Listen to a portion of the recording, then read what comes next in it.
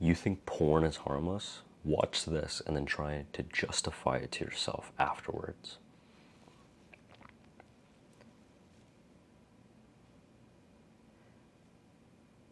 If you don't know me, my name is Krishna. I'm someone who quit his porn addiction after many years of struggling with it. And I'm someone who's just teaching the lessons that I personally learned along the way. And I make these videos so that hopefully you can quit too, and you don't have to suffer as much as I did. The first time that I saw porn was when I was 9 years old. And this was during a family trip. And I legitimately remember grabbing my mother's phone, because I didn't even have my phone at the time. I was freaking 9 years old. I grabbed my mother's phone. I went into the hotel closet. You know how when you go into a hotel, usually there's a closet area or a wardrobe area or something like that, where you can hang up your coats. There's usually an ironing board in there too.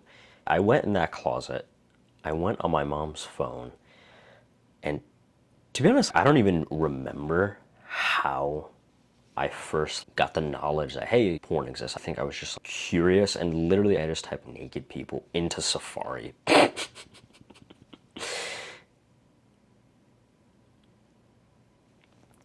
That was the first time that I saw porn, when I was 9 years old. Think about that. Images.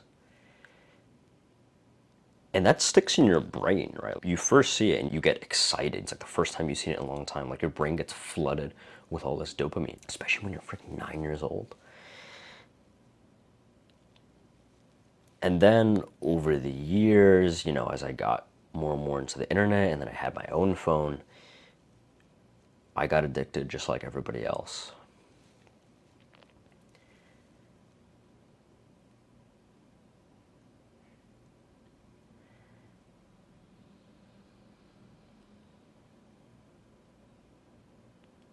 I can remember one specific day. I actually think it was my birthday. And this was many, many years ago. But I remember for one specific day, my birthday,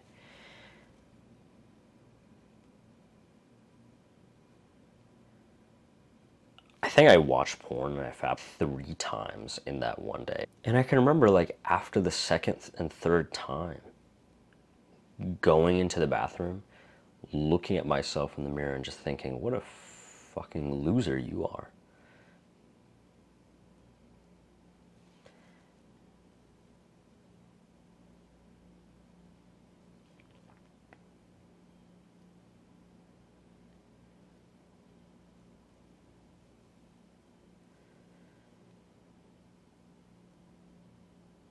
Because the thing about porn is that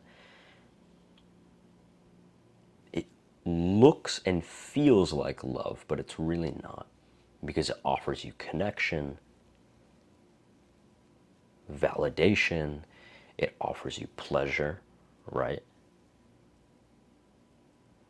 But real love doesn't do that, right? Real love offers you those things, sure. But it doesn't always just like take them away from you. Because porn immediately, after you stop watching it, what does it give you? It gives you shame, it gives you embarrassment, it gives you guilt, it gives you emptiness, it gives you isolation, right? Because you're isolating yourself every time you watch porn. You don't want anyone to know you do it, right? You do it in your freaking like mother's bathroom or something like that. Or you just do it in your room.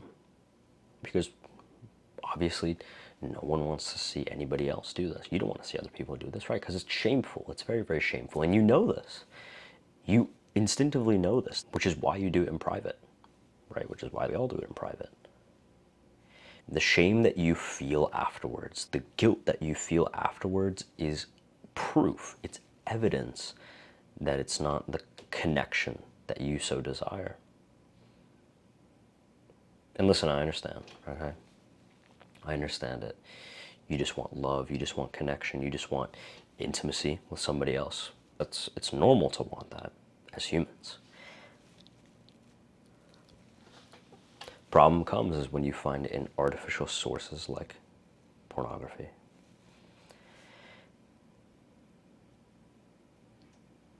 So that's the first thing, is that porn feels like love, but it's not. It's really not. The second thing is that you're watching people who don't even want to be there, right? All these porn stars, these female porn stars, these male porn stars. Do you think they actually want to be there? They probably don't. Some of them do enjoy it, unfortunately. And then some of them, they just do it for the money. They just do it because they have to do it. So many of these people who work in that industry, they're abused, they're exploited, they're addicted themselves. You're participating in their trauma whilst reinforcing your own. Think about that. Every time you watch porn, you're inadvertently supporting this. You just want your fix of pleasure for the day. But every time you watch it, you're supporting these people. You're supporting what's happening to these people. What's happening to these people is not good. It's not real love. It's not real connection. And some of these people get abused. They get exploited. Only people who win are the people who make money off of it. And those are the people who, like, they don't even participate in it. And even then, it's like, they still have to, like, deal with, like, emptiness in their soul knowing what they're doing. So really, it's just a lose-lose all around. It's a net negative for the watcher, for the participants, and for the facilitator.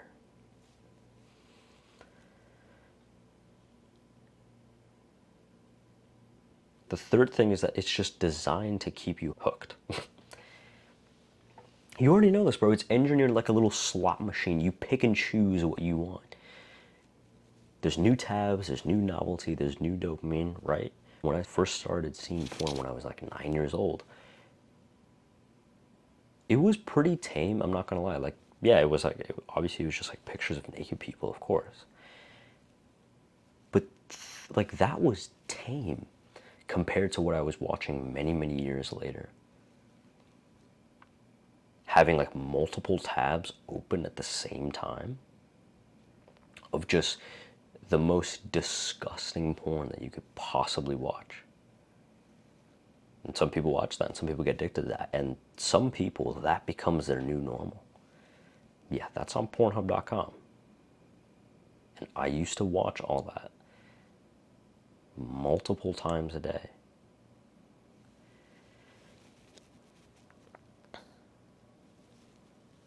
And it's engineered that way, purposefully, because how else are they going to keep you addicted and coming back to that platform? How else are they going to do that?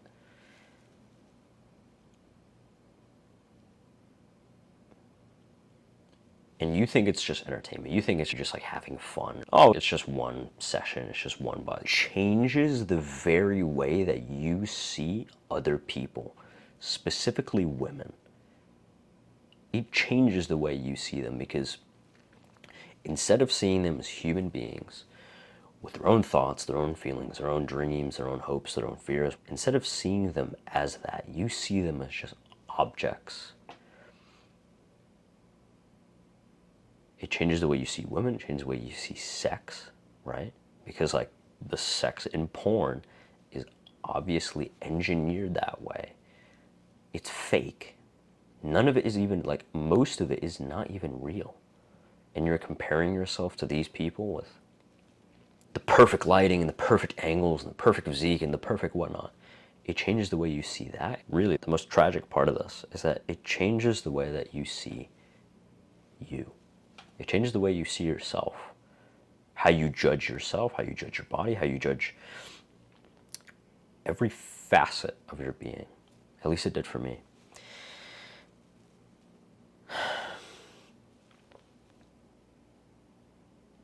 Every single day I would wake up, I'd watch it, and then afterwards I just feel like the negative thoughts, they would instantly come in. You know what I mean? Like, actually, they wouldn't even come in afterwards. They would come in like a few seconds before I actually let one out. Going throughout the day, just like your mind just like judging you negatively, thinking like, oh yeah, you're not good enough because of that. Oh yeah, like, you know, look at this guy, like he's more attractive than you. When you go throughout the day judging yourself against these people, how is that going to impact you? How is that going to impact your self-image, right? How are you going to actually make progress if you don't believe in yourself in that way?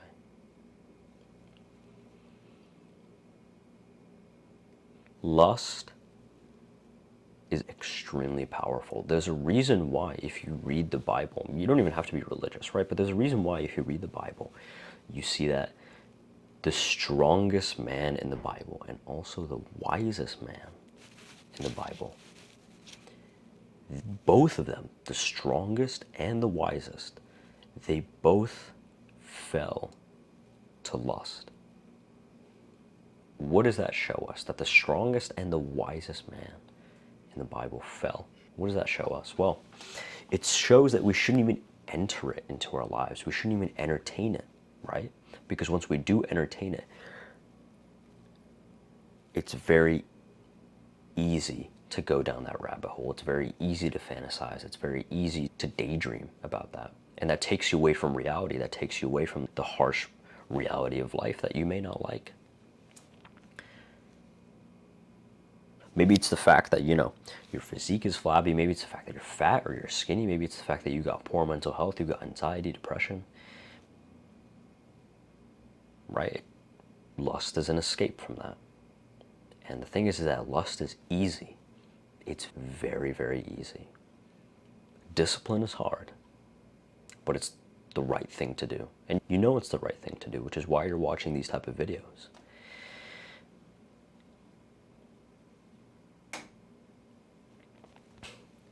So the action step that I just want to have with you is just to go one day without any stimulation, no porn, no TikTok, no Instagram, no instant gratification activities. So no junk food, no social media, no watching videos, no nothing like that. Just one day. All I'm asking you to do is just one day without any of that.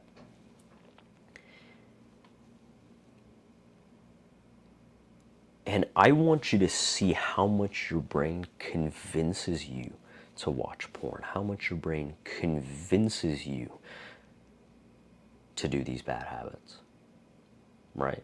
You're like, think about this. You can't really trust your own brain, right? Your brain's going to make a ton of excuses. Your brain is going to cope for you. It's going to be like, oh no, we don't have to do it for one day, it's fine. But the thing is that if you keep saying just one more time every single day, next thing you know, 5 years later, it's been like, what, 1,000 times? It's not just one more time anymore, isn't it? All I'm asking you to do is just go one day without any stimulation.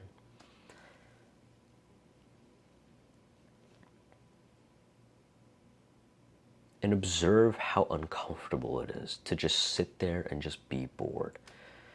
A lot of the world's problems comes from man's inability to sit and stare at a wall. There is wisdom in that phrase, in the fact that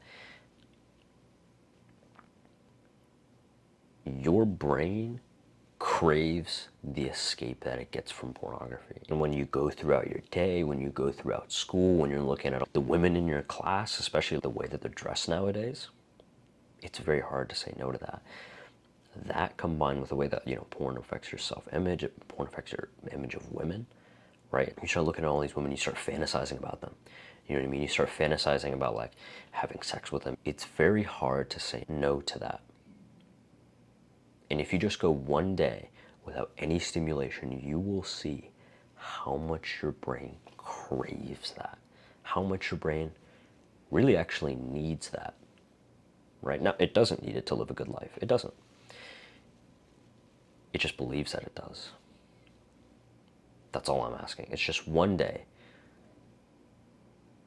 No stimulants, no stimulation, no nothing. Just be still for once. Observe how much your brain craves the escape, because that awareness is the first step to actually quitting. It's making the unconscious conscious. Because, and I think it was Carl Jung who said this, if you don't make the unconscious conscious, it will rule your life and you will call it fate. You will just say like, oh yeah, this is just how I am. This is just how the way things are. Well, no, it's not, because you don't actually know what is driving you. Maybe you have like a vague idea of it, but once you put a name to it, you can then work to quit it. So that's all I'm asking you to do. Just go one day with no stimulants. Observe how your brain feels. and make the unconscious things that you do throughout the day conscious. If you're serious about quitting porn and you actually just want like a step-by-step roadmap that you can follow, like literally just do these steps and you will quit porn, then you can go click the link in the description below and check out the Skool page.